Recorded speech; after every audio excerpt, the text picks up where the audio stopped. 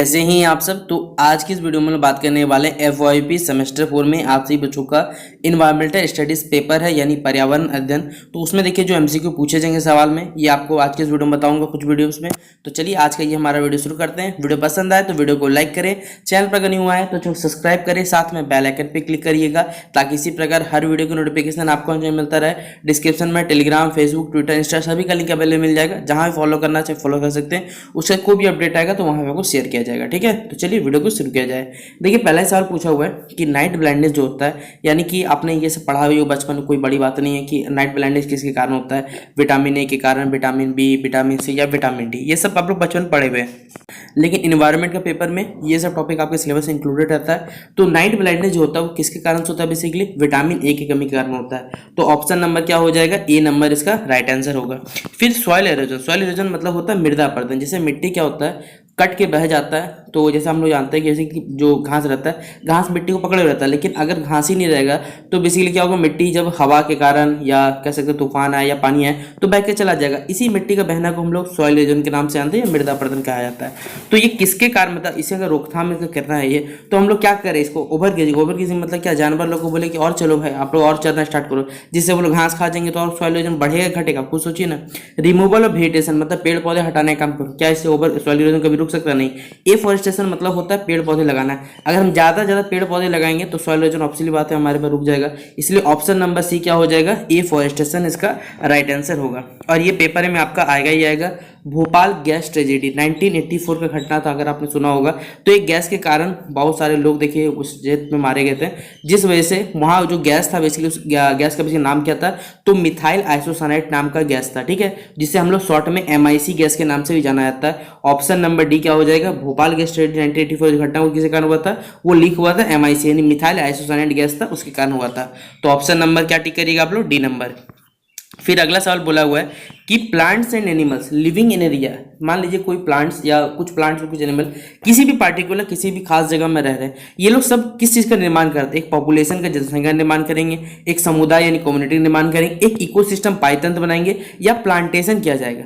तो देखिए जब भी पेड़ पौधे या ह्यूमन बींग्स, अगर हम लोग ह्यूमन बींग्स भी रहते हैं, वो एनिमल्स हम लोग खुद को काउंट करते हैं, ये सब जब मिलते हैं तो बेसिकली एक इकोसिस्टम यानी पायतंत्र का निर्माण करते हैं, जहां पर सब एक दूसरे से जुड़े हुए रहते हैं। तो ऑप्शन नंबर क्या हो जाएगा? सी नंबर इकोसिस्टम इसका राइट आंसर होगा।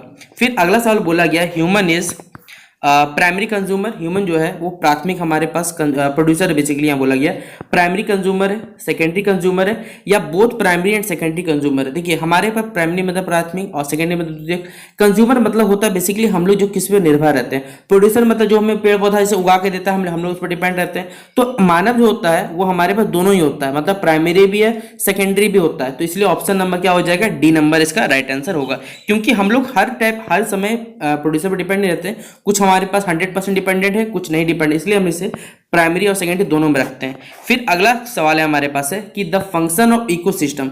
इकोसिस्टम का जो फंक्शन होता है उसमें क्या एनर्जी का फ्लो होता है? देखिए इकोसिस्टम में एक नियम आपने क्लास 10 में पढ़ा होगा, जिसे कहा जाता है 10% फ्लो, जो 10% ऊर्जा का प्रभाव का नियम। यानी कोई भी चीज अगर आप खाते हैं तो आप उस जानवर से या फिर उससे आपको आपके बॉडी में कितना परसेंट सिर्फ एनर्जी ट्रांसफर होगा? 10%। मतलब खाइएगा तो भी आपका सिर्फ 10%, 90% आपका बॉडी यूटिलाइज कर लेता है। तो ये तो फ्लो ऑफ एनर्जी तो होगा ही, नो डाउट, इसमें गलत नहीं है। और एक साइकिल भी बनता है हमारे पास जिसे हम लोग बायो जियोकेमिकल साइकिल के नाम से जानते हैं। तो ये दोनों ही ऑप्शन हमारे पास क्या सही है? तो यहाँ सोत नहीं होगा, पहले बोथ होगा। इसलिए ऑप्शन नंबर क्या होगा? सी नंबर इसका राइट आंसर होगा। फिर अगला सवाल देखिए, यहाँ पूछा हुआ आपसे बच्चों से, इन अ पॉन्ड इकोसिस्टम। एक हमारे पास इकोसिस्टम है, लेकिन वो तालाब वाला इकोसिस्टम है। यहाँ जो फूड चेन स्टार्ट होता है, बेसिकली जो खाद्य श्रृंखला स्टार्ट होती है, वो किससे स्टार्ट होती है हमारे पास? तो देखिए एक कह सकते हैं जो छोटा जीव जंतु होता है जिसे हम माइक्रोइज्म कहते हैं, सूक्ष्म जीव से निकला जाता है, वो हमारे पास पॉन्ड में पाया जाता है, जिससे हम लोग फाइलोप्लैंक्टन के नाम से जाना जाता है, जो कि उस वहां पर स्टार्ट रहता है कंज्यूमर के रूप में। तो ऑप्शन नंबर क्या हो जाएगा? सॉरी, कंज्यूमर बोल रहा, प्रोड्यूसर के रूप में रहता है। तो 7th का क्या हो जाएगा हमारे पास? ए नंबर इसका राइट आंसर होगा। अगला सवाल पेपर पूछा जाएगा आपका कि जापान में देखिए एक बार बीमारी फैला था जिसका नाम था मिनीमाटा डिजीज। ठीक है, ये किसके कारण हुआ था? पहले बात तो यहाँ बता दिया कि ये पॉल्यूशन ऑफ वाटर के कारण हुआ था, लेकिन क्या था? ये एक हमारे पास मरकरी का एक रूप था, मतलब मरकरी के कारण बेसिकली हुआ था।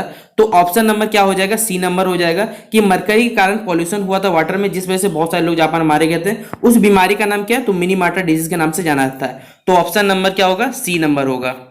फिर अगला सवाल है ग्लोबल वार्मिंग यानी विश्व उष्णन जो होता है उसके क्या क्या प्रभाव होते हैं हमारे पास। आप खुद सोचिए, लगातार दिन प्रतिदिन हमारे पृथ्वी का जो तापमान है वो लगातार बढ़ते जा रहा है। तो क्लाइमेट चेंज, जैसे अभी बरसात का दिन चल रहा है, तो बरसात के दिन देखिएगा, तो बरसात के दिन में हमेशा क्या होता है, हर टाइम बारिश होता है। लेकिन अभी सिचुएशन ये है कि आपको गर्मी का एहसास दे रहा है। आप क्लाइमेट देख सकते हैं किस प्रकार चेंज हुआ है। फिर अगर क्लाइमेट में चेंज होगा तो ऑब्वियसली बात है फूड प्रोडक्शन असर पड़ेगा, खेती पर अगर 100% श्योर है कि इस पे इफेक्ट देगा।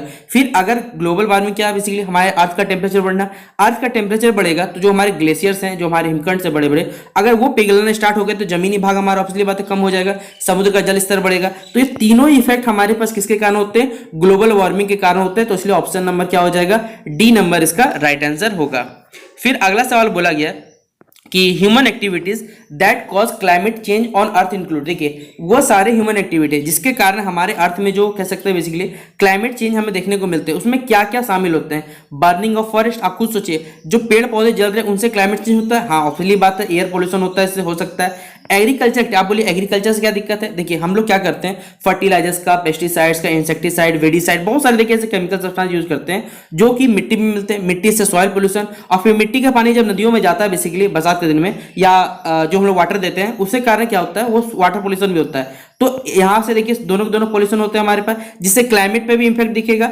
और जो एरोसोल कैंस होते हैं बेसिकली, अगर आप सर्च करिए एरोसोल समझ में आपको क्या आ जाएगा, बेसिक केमिकल समझिए, अगर हम इनका इस्तेमाल करते हैं तो इन सब से भी हमारे पास क्या होता है, पोल्यूशन खतरा बढ़ता है। तो पोल्यूशन से क्लाइमेट चेंज जुड़ा हुआ हमारे पास। तो ऑप्शन नंबर क्या हो जाएगा, ऑल ऑफ द अबव क्या हो जाएगा, इसका राइट आंसर होगा। फिर अगला सवाल देखिए यहां बोला हुआ है कि renewable source of energy.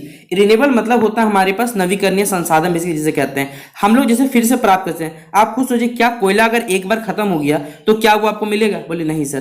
Kerosene खत्म हो गया, नहीं मिलेगा, कभी खत्म ही हो जाएगा, पिछली बात है। पेट्रोलियम, बोले ये भी खत्म हो सकता है। लेकिन जो बायोमास होता है ये एक रिन्यूएबल सोर्स ऑफ एनर्जी होता है जो हमें फिर से प्राप्त कर सकते हैं हम लोग। तो ऑप्शन नंबर क्या हो जाएगा, डी नंबर इसका राइट आंसर होगा।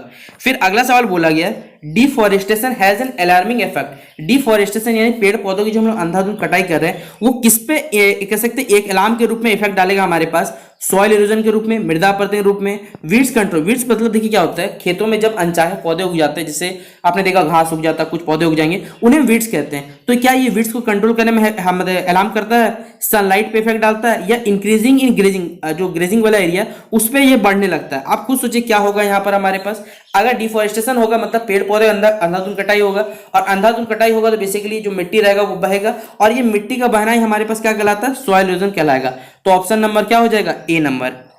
फिर अगला है which is the Jharkhand state animal. और ये सवाल तो भाई पूछेगा मत, कमेंट बॉक्स में आपका जवाब चाहिए। चार ऑप्शन देख लीजिए, कमेंट बॉक्स में जवाब दीजिएगा। देखिए ये वाला सवाल पेपर पूछा जाएगा कि स्मॉल पॉक्स का जो वैक्सीन हुआ था, यानी जो छोटी माता होती है उसके जो वैक्सीन का कह सकते जो बनाया गया था, किनके द्वारा बनाया गया था। चार आपको ऑप्शन दिए गए हैं, Edward Jenner, Louis Pasteur, Fleming का और फंक का दिया हुआ है। तो जो स्मॉल पॉक्स का जो वैक्सीन है उसके आविष्कर्ता कौन है, याद रखिएगा एडवर्ड जेनर है। तो ऑप्शन नंबर ए हो जाएगा, ऑप्शन नंबर ए। फिर अगला सवाल बोला गया है कि which of the following is obtained from sunlight. आप खुद बताइए सनलाइट से आपको कौन सा विटामिन मिलता है। भाई अगर ये सवाल नहीं आता तो फिर आपको पढ़ाई छोड़ना चाहिए। आप लोग आराम से फिर बैठ के भाई एग्जाम में चोरी करके लिखना, अगर ये सवाल आपसे नहीं बनता, ठीक है। तो ये आज के वीडियो में हमने आपसे बच्चों को 15 क्वेश्चन करवा दिए जो कि इंपॉर्टेंट थे, आपके पेपर में पूछे जा सकते थे, इसलिए मैंने आपको इंग्लिश प्लस हिंदी दोनों में समझाने की कोशिश की है। अगर आपको ये वीडियो पसंद आया होगा तो वीडियो को शेयर करने में कभी मत करिएगा। मिलते हैं नेक्स्ट वीडियो पे, तब तक के लिए जय हिंद, जय भारत।